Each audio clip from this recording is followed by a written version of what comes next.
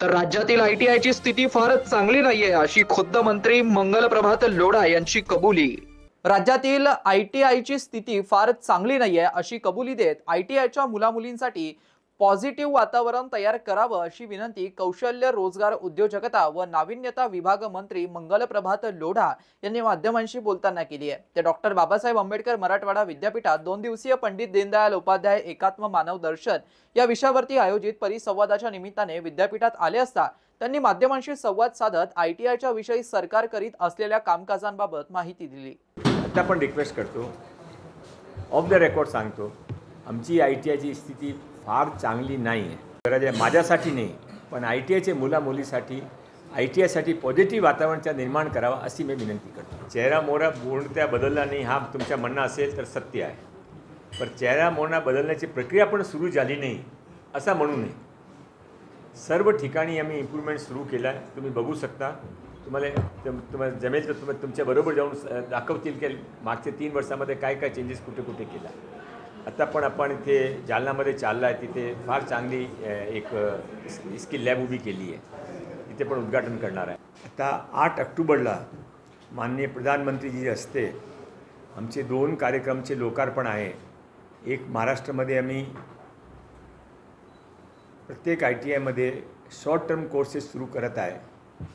तो प्रथम short term कोर्सेसचा launch 8 ऑक्टोबरला माननीय प्रधानमंत्रीजी हस्ते होणार आहे।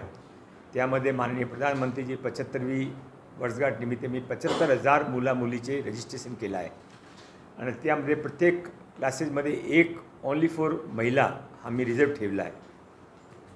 आणि त्याशिवाय मुख्यमंत्री स्वरोजगार योजना ज्यामध्ये 1 लाख युवक युवतींना मी प्रथम वर्ष 5 लाखचा लोन 3% दरावर देणार आहे आणि नंतर त्याने इनोव्हेशनसाठी जागा, रिसर्चसाठी जागा प्रत्येक आयटीआयमध्ये आणि प्रत्येक आयटीआयमध्ये एक मेंटर ग्रुप ते त्या नेहमी मेंटर करतील असा पण एक स्कीम जी आमची नवीन इनोव्हेशन पॉलिसीमध्ये आली आहे त्यांचा लॉन्च पण माननीय प्रधानमंत्री असते त्या दिवशी होणार आहे।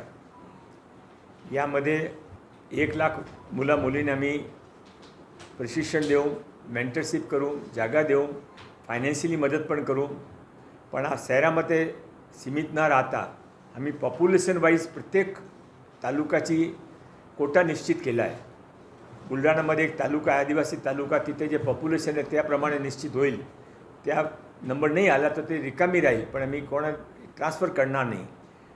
मागचा उद्देश असा आहे की त्या कारण ते गावामध्ये जे स्टार्टअपने थोडा जास्त सपोर्ट पाहिजे ते पण मिळेल असं आमची 2 योजनाचं उद्घाटन माननीय प्रधानमंत्रीजी हस्ते 8 ऑक्टोबर मुंबईमध्ये करणार आहे। रुपये आम्हाला वर्ल्ड बँकने दिले आहे आणि 4,200 करोड रुपये एडीबी बँकने दिले आहे। 1200 crore world bank 4,200 crore ADB bank. त्याशिवाय 100 आयटीआयने सेंट्रल गव्हर्नमेंटने सपोर्ट करण्याचा निर्णय केला। 100 आयटीआय महाराष्ट्राची आम्ही प्रपोज केली आहे। तो सर्व आयटीआयमध्ये रिनोव्हेशन, सर्व आयटीआयचं नूतनीकरण, नवीन मशीन, नवीन कोर्सेस, नवीन खेळण्याचे मैदान, टीचर्स रूम पण नवीन, बाथरूम पण नवीन असा सर्व ते रिनोव्हेशन करणार आहे। आणि ते प्रत्येक आयटीआयमध्ये आम्ही कॅपॅसिटी पण वाढवत आहे।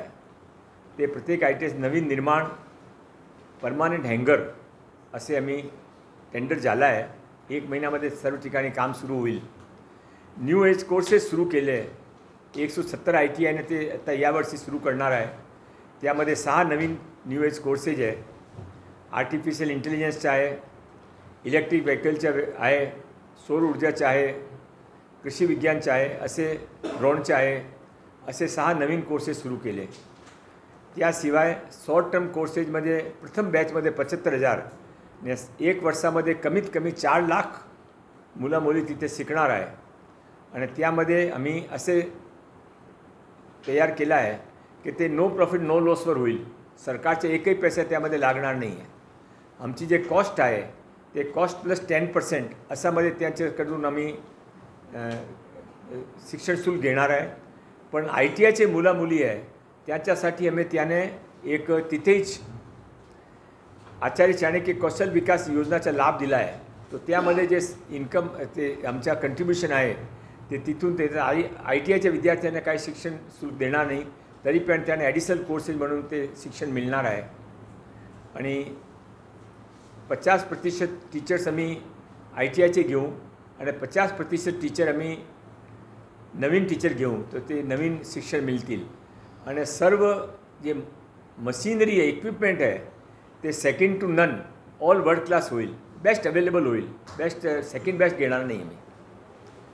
त्याशिवाय आम्ही ITIमध्ये सर्व ITIमध्ये IMCच्या पुनर्गठन केलं आहे. 1500 नवीन लोकांना IMCने जॉईन केलं आहे. तर आमच्याकडे 1500 नवीन लोकांची, उत्साही लोकांची टीम आमच्याकडे निःशुल्क जुळली आहे. मित्रांनो, ही बातमी तुम्हाला कशी वाटली आमच्या कमेंट बॉक्समध्ये प्रतिक्रियेच्या स्वरूपात नोंदवायला विसरू नका. अशाच बातम्या बघण्यासाठी आणि अपडेट राहण्यासाठी आमच्या YouTube चॅनलला सबस्क्राईब करायला विसरू नका. धन्यवाद.